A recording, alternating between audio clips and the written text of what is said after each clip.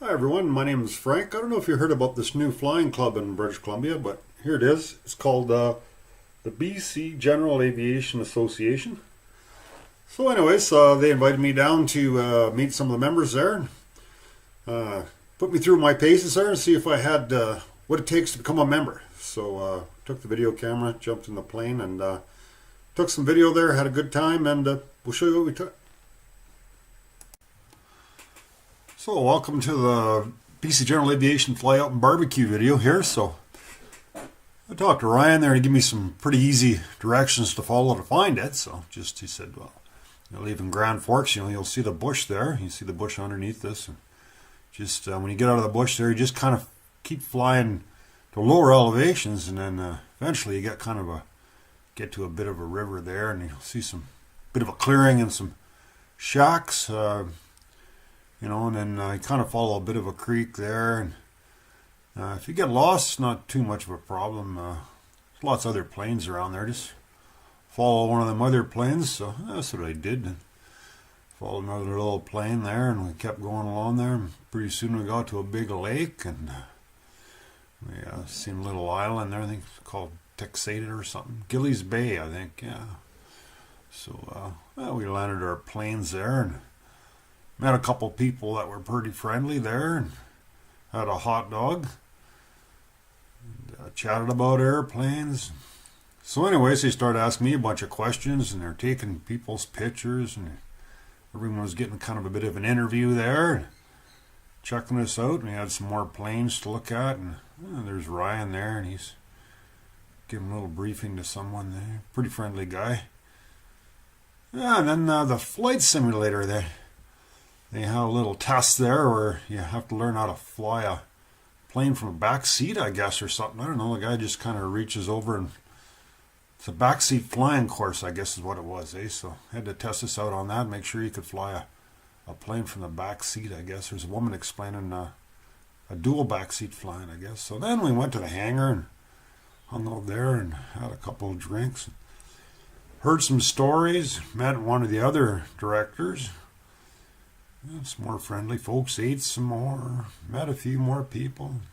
So the next part of the checkout was radio communications. He said, I don't know, there's quite a few people talking on the radio there, but not such a big deal. Just kind of pick any random channel. There's somebody talking on just about every channel. Pick a channel you like. So we done that. Pretty soon got the hang of it there. We're talking to the harbor. Nice people at the harbor. And then they were showing us the beaches and everything to find out where Wreck Beach was.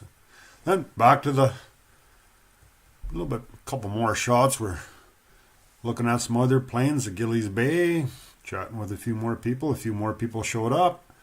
And a couple cowboys that showed up with some RV-7s there and give us a little show, some low passes. I guess they were trying to race some eagles or something. I don't know. They buzzed by some eagles, and a bunch of feathers flew up, and they went by. And so then, Ryan says, well, follow me. We're going to go on another little exercise. So we took off.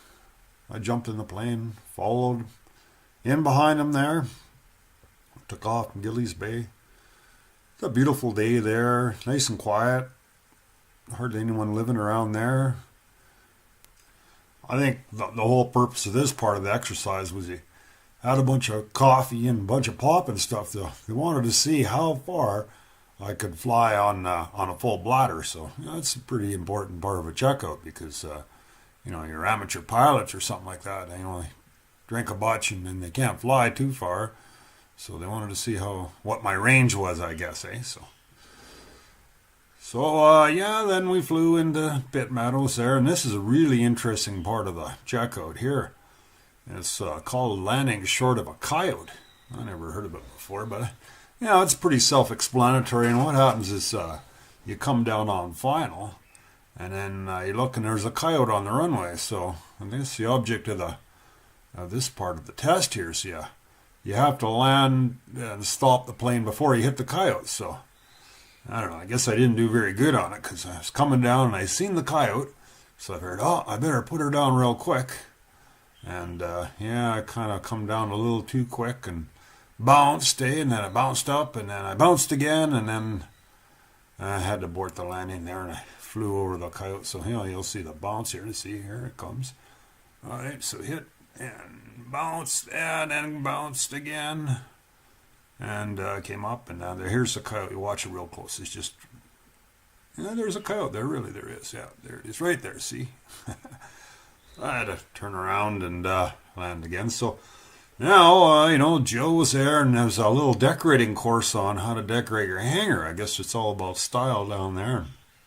Man, there was so much pink there. I had to put my sunglasses on, but I'll tell you, it sure made people smile.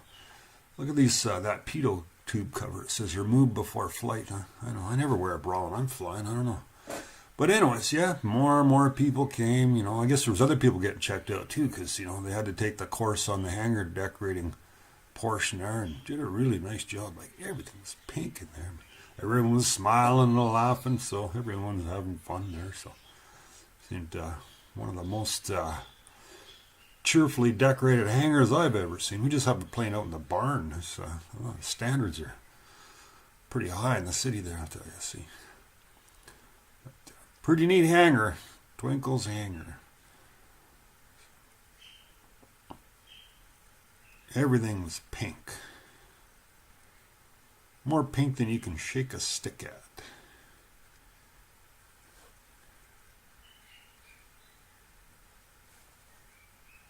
There are a couple more shots here. We're at Gilles Bay there, looking at some more planes there. There's David. There's even a dog there.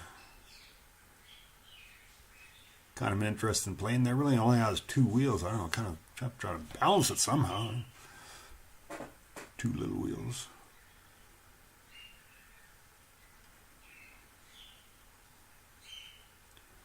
And we're off doing a little bit more flying.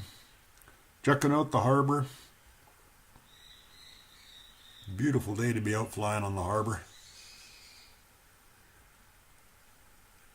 The next day it got kind of nasty there. It rained overnight, and had to hang out in the hangar for a couple nights there till I get back home. But Ryan was a really gracious host, and it's nice being able to stay there.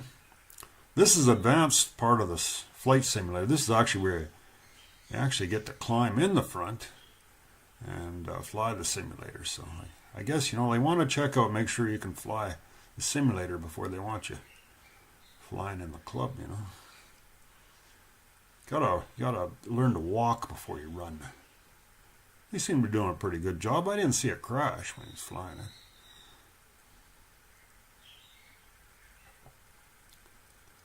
Here we are flying over Bowen Island. It wasn't blowing on Bowen when we were there, so just a gorgeous flight over the ocean there, following Ryan.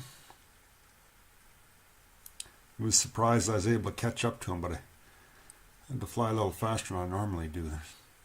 About 120 miles an hour. Usually like to cruise around 100, but just cheap, trying to save my fuel, I guess. Had to stretch the legs a little bit more to keep up to them.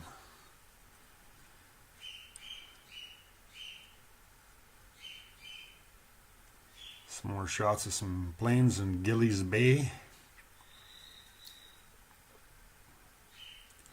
Some folks took off to Vargas Island. I tried to get over to Port Alberni, but I couldn't land there, so I'd come back to Gilles Bay. A few folks made it over to Gilles Island, but it was kind of socked in there. The weather was going to come in later in the afternoon, so I didn't want everyone out that far west in case they couldn't get back. You got that many people flying, it's best to try to be conservative as you can in your planning. At the hangar there, talking to George and a few other people. Enjoying some more burgers. Ryan was cooking up a whole bunch of burgers and hot dogs and kept everyone fed there. Still a pile of food when they left there. It kept me going. Had another days of eating there at least.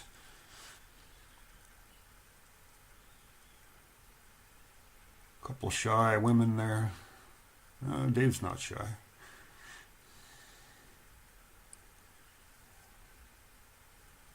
Hello.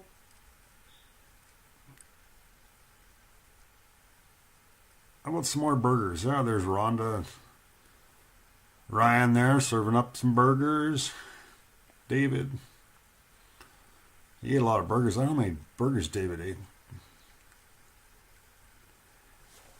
One more shot of the harbor here. Coming into Pitt Meadows. He's trying to point out a bunch of these beaches here. He says, oh, there's Third Beach. And I asked him, where's Wreck Beach? Isn't that a clothing optional beach? But let's do a low pass. But I don't know. I didn't go for it.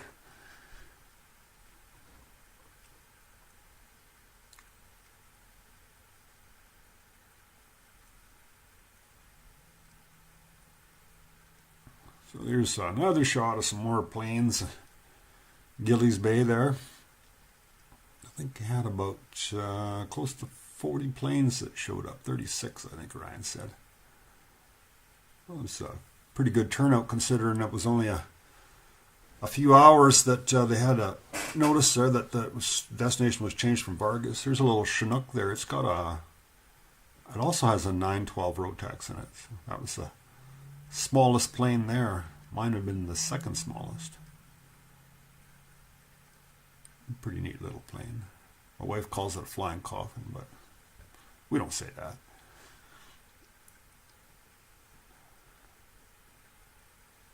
I think this is the last shot here, coming into over the big smoke.